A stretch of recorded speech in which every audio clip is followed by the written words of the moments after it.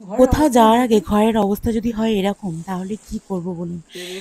আজকের এই হঠাৎ করে ঠিক হলো যে পুরী যাওয়া হবে, তো পুরী যাবে বলে এখানে ঘর মানে পুরো প্যাকিং করা শুরু হয়ে গেছে। বরমশাই আর আমি রাত্রিবেলা এই যে প্যাকিং করে নিচ্ছি। আর সমস্ত জামা কাপড় আগে থেকে কিছুই গোছানো হয়নি, যা গোছানো হচ্ছে এই যে সমস্ত কিছু। আলমারি পুরো একদম ঘেঁটে করেছে, সমস্ত জামা কাপড় নিচে পড়ে আছে। এই যে বরমশাই আমার ব্যাগগুলো গুছিয়ে দিচ্ছে, আর তার মাঝখানে আমি একটু ব্লগ বানাচ্ছিলাম। তো যাই হোক, অনেক কিছু বলেছিলাম ব্লগে, কিন্তু সেগুলো ঘোড়ার মাথা আর কিচ্ছু মানে এখন মানে কি বলে ভয়েস দিচ্ছি। রাত এখন বাজে ভোর 4টে নাগাদ। তো আমি ভাবলাম যে কালকে তো চলে যাব, তো আজকের একটু ভয়েস দিয়ে ভিডিওটা বানিয়ে রাখি। তো যাই হোক, এই যে আলমারি পুরো একদম কেমন হয়ে গেছে দেখুন। সমস্ত কিছু গোছাতে একটা জায়গায় হুট করে যাওয়ার কথা হলে তাহলে কিন্তু অনেক অনেক সমস্যা। তো বছরে আমরা কোথাও ঘুরতে যাই না, কিন্তু এই যে পুরী এবছর ২ বছর পরে ১ বছর বিয়ে মানে ৩ বছর আজকে আমাদের ১৪ই আগস্ট বিবাহবার্ষিকী।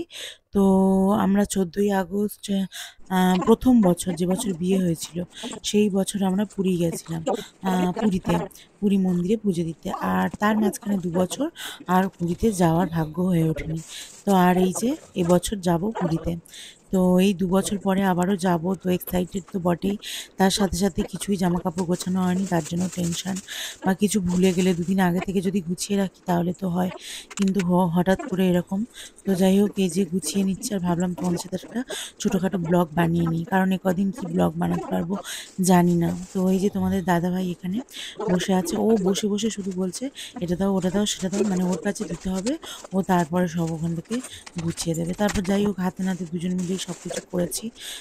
এটা কোনো কথা নয়, ওরকম হয়তো আমি আলমারি থেকে সমস্ত কিছু বের করে করে দিচ্ছিলাম, ও বসে বসে ছোটো ছোটো করে ভাঁজ করে ব্যাগের মধ্যে নিচ্ছিল। তো প্রথমে ও রেডি করে নিল কোনগুলো নেব, কোনগুলো পরে যাব, কোনগুলো কি বৃত্তান্ত, সেগুলো সব নিয়ে নিল। তার জন্য পুরো ঘর সব পুরো একদম ভর্তি করেছে।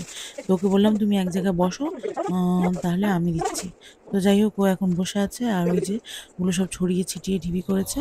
আর আমি এই যে সব কিছু ওর হাতে হাতে দিচ্ছি, ও বসে বসে ব্যাগে প্যাকিং করছে। এখনো পর্যন্ত ব্যাগে প্যাকিং কিছু হয়নি, এখনো পর্যন্ত ব্যাগের মধ্যে কিছু নেওয়া হয়নি, তবে এবারে ব্যাগের মধ্যে নেওয়া হবে। তো পুরো একদম সব জঞ্জাল হয়েছিল ঘরের মধ্যে।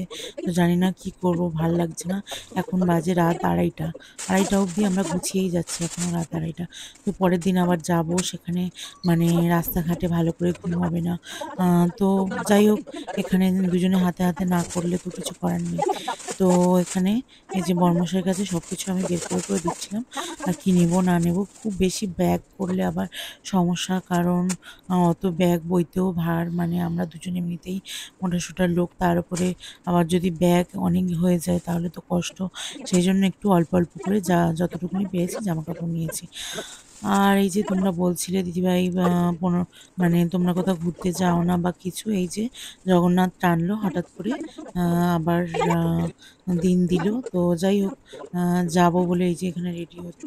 ও বলছিল কি নেবে না নেবে, জামা কাপড় দেখো তুমি কি পরবে না পরবে। তো সেগুলোই আমি এখানে দেখে দেখে দিচ্ছিলাম, ও কি জামা কাপড় পরবে সেগুলোও দেখে দেখে দিচ্ছিলাম। তো এই যে বর্মশাই আমার এখানে সমস্ত ভাঁজ করে করে ছোটো ছোটো করে গোছাচ্ছে, কারণ ওকে যদি আমি গোছাতে মানে বের করতে বলছি, ও সব ছড়িয়ে পুরো একদম মানে পুরো ঘর ভর্তি করেছে। তো সেই জন্য ওকে বোস করিয়ে রেখে আমি বলি আমি দিচ্ছি তুমি গোছাও। তো প্রথমে এগুলো ছোটো ছোটো করে ভাঁজ করে নিয়েছে এই যে।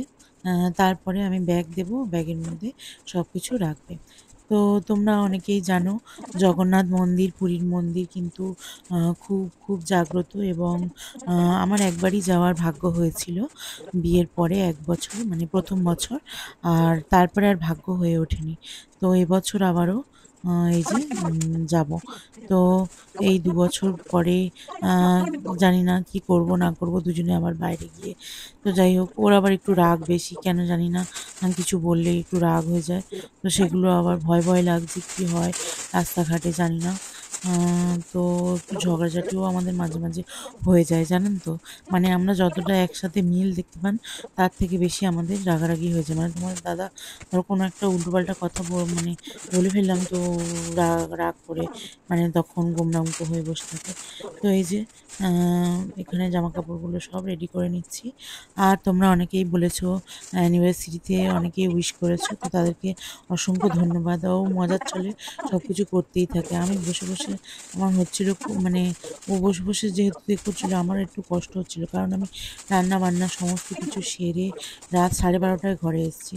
12:30টা থেকে এখন রাত 3:30 অবধি আমি গুছিয়েই যাচ্ছি। আর এই যেগুলো ফেলেছি এগুলো আমি কি করবো এবার? এরকম অবস্থায় রেখে দিয়ে গেলে তো সকালবেলাতে মানে কি বলে, মানে এসে তো আরো তো ঘর এরকম জঞ্জাল হয়ে থাকবে। আমি কখন গোছাবো? ও ওই কটা একটু ভাঁজ করে দিয়েই ঘুমিয়ে পড়বে, জানেন তো। আর আমার এই সমস্ত কিছু গোছানো তো ওই যে ব্যাগ, এই যে আবারও দেখাচ্ছি কি অবস্থা করেছে। আর বসে বসে ওই যে ভাঁজ করছে। তো যাই হোক, অনেক দিন পরে কোথাও যাচ্ছি, মনের মধ্যে একটু আনন্দ হচ্ছে, আবার একটু ভয় ভয়ও লাগছে। জানি না রাস্তাঘাটে কি হবে না হবে। মানে কি হবে না হবে মানে আম আমাদের একটুতেই রাগারাগি হয়ে যায়, আবার একটুতেই ভাব। তো ফাইনালি এখন বাজে রাত 2:10।